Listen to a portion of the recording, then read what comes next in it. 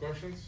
Well, definitely excited about another opportunity to take care of home court. Obviously, with the AP poll, coaches poll coming out, to see our SEC teams representing the top 3 spots out of the top 4 is tremendous. For us, when you look at the top to bottom competition, 13 of the 16 teams have had a situation where they had multiple losses in a row. The 3 teams that hadn't obviously sit atop the top 3, and that is a tremendous. I don't know when the last time that took place, but it's a tremendous thing to be a part of it, and obviously do the things that we can do to make sure we continue to perform at a level. I'm excited about where our guys are heading. There's still room for this team to grow, as I've mentioned to them previously. We're going to have a tough Oklahoma team coming in, and obviously the history part of Oklahoma versus Missouri starts back to the Missouri Valley Conference. The Big 6, Big 7, Big 8, Big 12, and now the SEC. And when you have that historic value in competition, it brings excitement for the crowd. And I'm excited for our crowd to see this matchup again. We're going to need them in this building, our students, our student section, our community, and our fans. We're going to need them to continue to give us a home court advantage. Obviously, on Oklahoma staff, I have a younger brother, Armand Gakes. I'm very proud of what he's done in his profession. He's an unbelievable coach. He's been on staffs that have won and changed programs. He started at Kent State, where he played. He also coached there. I'm just so proud of his development to see him go and do what he did with Porter at Loyola. He was one of Porter's first assistants hired at Loyola Chicago, and you can see where that program ended up going. And then he was on Chris Collins' first staff at Northwestern and helped them recruit an unbelievable class that ended up leading them to their first ever NCAA berth. And you can see Chris Collins' career and things like that. He'll get a shot, meaning my brother Armand Gakes, he'll get a shot to become a head coach at some point. And that's a tremendous accomplishment once that day comes, and he's just gonna be well prepared. Trust me, he'll be well prepared, and he'll be a star in the business like he's been. And I'm very proud of what he's done thus far at Oklahoma for the staff that he's done it for. To be able to land a recruit like Jeremiah Fears, he worked his behind off to do that. He had that kid on a visit, I recall, because we offered Jeremiah Fears his first high major offer. But my brother was at Oregon at the time, and he brought them on a visit, things like that. That's where that relationship started. So for Porter Moser, again, the impact of assistant coaches, I think Armand has done a tremendous job of his relationships nationally, building his own network. And obviously you can see where that team has been. They've been in the top 15 to start the year, where they've beat Michigan, they've beat Arizona, they've beat some top teams. This is a top 25 team coming in here. They started conference at 14-0, but when you have a talent like Fears and other pieces around them, they are a tremendous team with a great opportunity to play in this conference. And obviously not being ranked only because the SEC is what it is. I truly believe you take away the conference competition, this is still a top 25 team coming in. Jay Moore is a great player. They have a host of shooting, and you have young kids and obviously players alike that's going to come in here and not matter what their record is. And Porter Moser, I have respect for. He's a tremendous coach. Questions? Coach, have you coached against your brother in a game before that you can recall? I was an assistant at Northern Illinois when he was an assistant at Kent State as well. And I think, Kent State at that time was, they were running the conference in the MAC, and that was the last opportunity that I had to be on the sidelines. The thing is, my family, they're excited about the game. My mom, dad, siblings, aunts, uncles, high school coach, AAU coach. I mean, it's about the players that play, though. The players that play, it's about them. On the flip side of it, I'm excited to see my brother. I hadn't seen him in a while, but our schedules are always like two ships passing in the night, right? And when I get the opportunity to see him, that'll be great pregame. But it's still competition, no different than sibling rivalries always are. They're going to come in here wanting to win a game, and we're going to be here protecting home court, wanting to win a game, and our guys are going to just go out and lay it on the line. Dennis, is this maybe one that you both maybe talked about before the season started? Like, oh, the sibling rivalry, like you mentioned, oh, we're going to beat each other in this game. We knew once they switched conferences, it taking place, but we don't put emphasis on it. Again, it's about the players.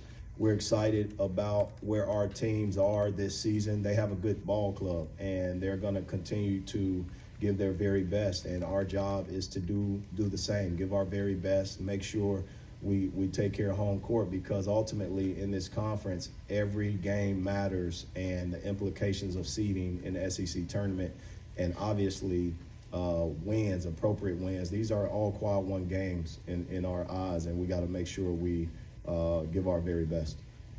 Coach, you mentioned after this last game, hindsight is 20/20, but looking back at the film, is there anything you feel like you could have done differently against Texas A&M? Well, like I said in the post game, and I apologize to my team. Hindsight, should have called a timeout. But again, on that play, that specific play, if you recall, if you replay that play, Tamar got hit on his arm on his pull-up shot. I don't know if you guys replayed that and checked that out. Now, in the heat of the battle, am I blaming anything on anybody? No. We missed a shot. They made a tough shot, and that's what it is. And that game is behind us. There's not one situation that allows you to lose a game. There's multiple situations, and that game, I believe, we got to do a better job coming out of the first 5 minutes. Coach, you mentioned in the post game as well, converting second chance opportunities, especially when you guys got an equal amount of opportunities against A&M. Now they've had a chance to go back and watch film. How do you think you guys can improve in that area going forward? Well, at the end of the day, I think when you look at the analytics of it, the second chance points, some leads to free throws, some leads to 3-point makes, some leads to 2-point makes. I don't think all of it at the end of the day,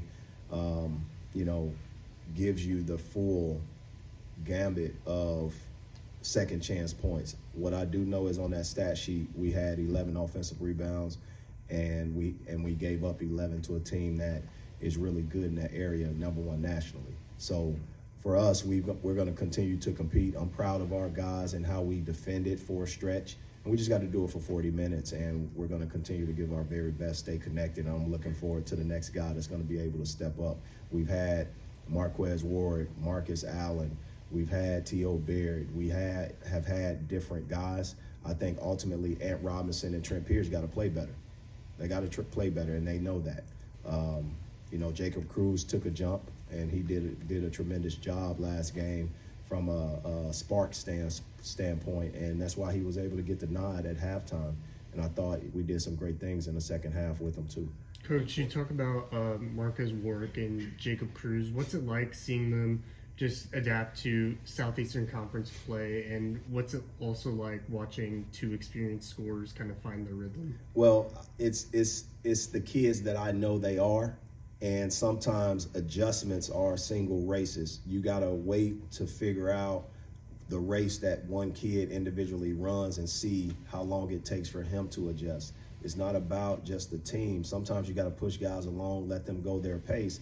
What was great to see is Marquez Warwick take that jump, but with that opportunity, he took the jump. So I got to look for more opportunities for these guys so they can continue to do what they need to do. Jacob Cruz, the same thing, because ultimately those guys are different makers, and ultimately we got to have a Josh Gray, Mark Mitchell continue to do the things that they do, Caleb Grill, Tamar Bates. Our depth is a strength, and we do it by committee.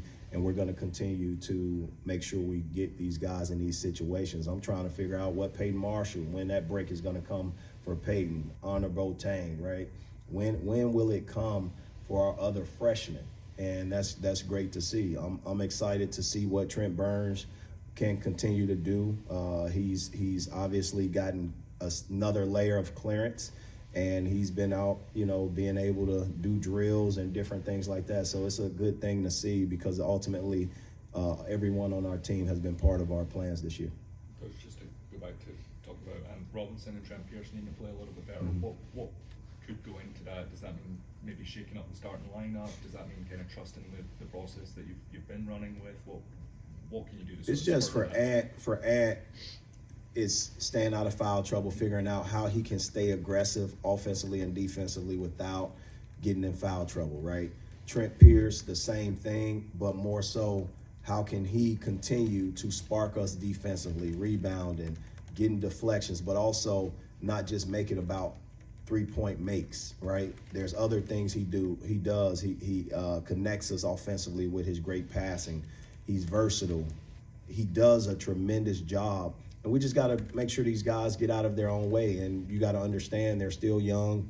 And, you know, if I had to guess about a wall, they're probably at their wall now, but not, you know, approaching it. I think they're on the peak of it, climbing it, and getting to the other side of it as sophomores. It's just that sophomore situation that I think they're in.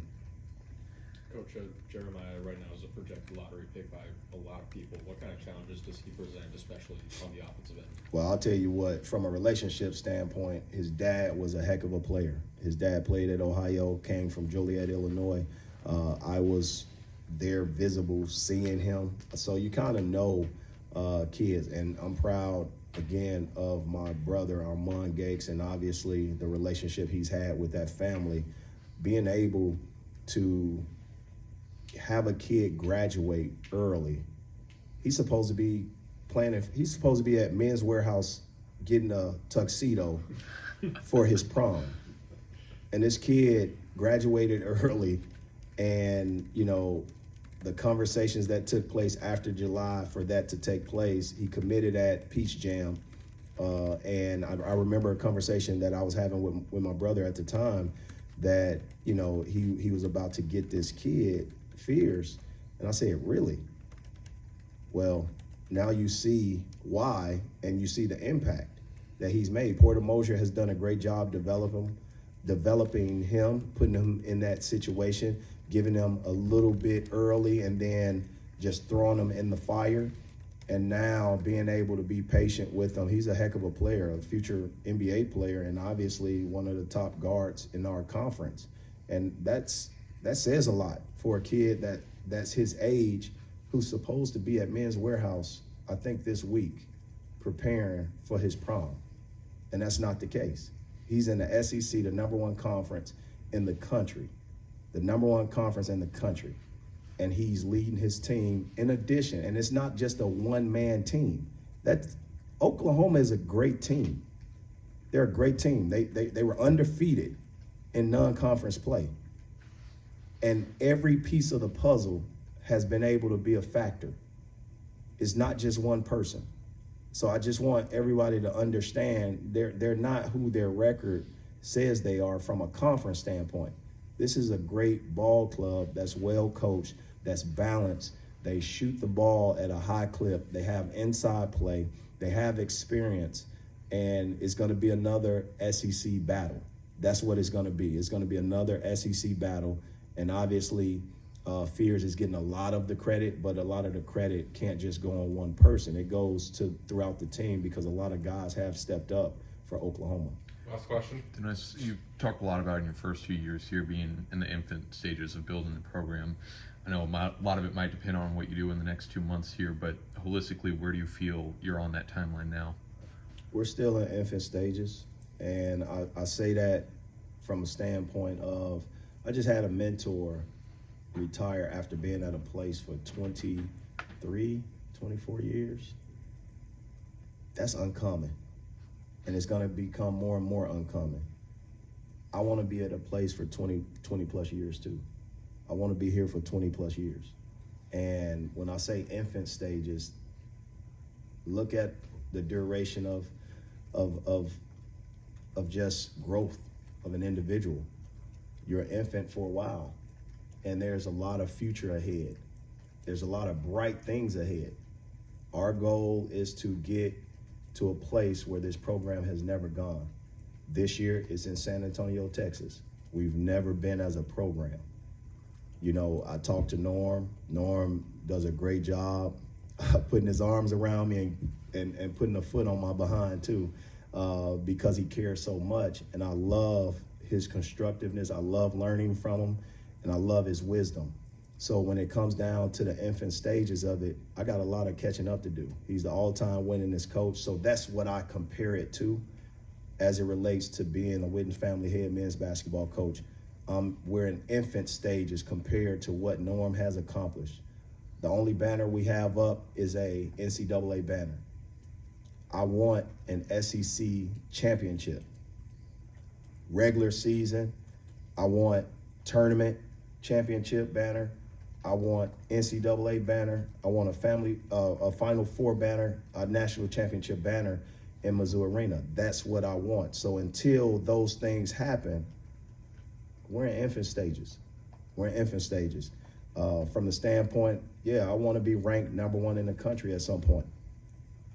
We're in infant stages until those things happen, but we're in the best platform to be able to compete night in, night out, to continue to show people the direction that we're heading. And ultimately, you know, we got 18 guys in the locker room. We got an unbelievable staff. We got great support here with an athletic director, president, board of curators who believe the same thing, that we can go to a special place.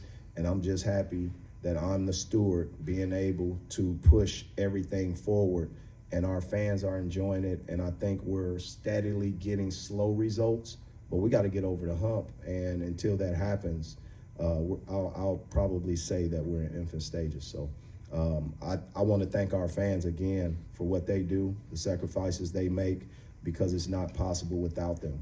The electricity in the building is a tremendous advantage for us, and ultimately this upcoming week it'll be the same. So I'm thankful for that, being the Witten family head men's basketball coach here in the SEC, doing a unbelievable time in college basketball in this conference.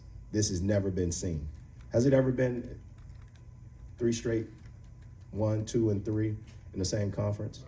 Has that taken place in the AP poll before? Don't know. Y'all got homework to do. All right. Thank you, guys. MIZ.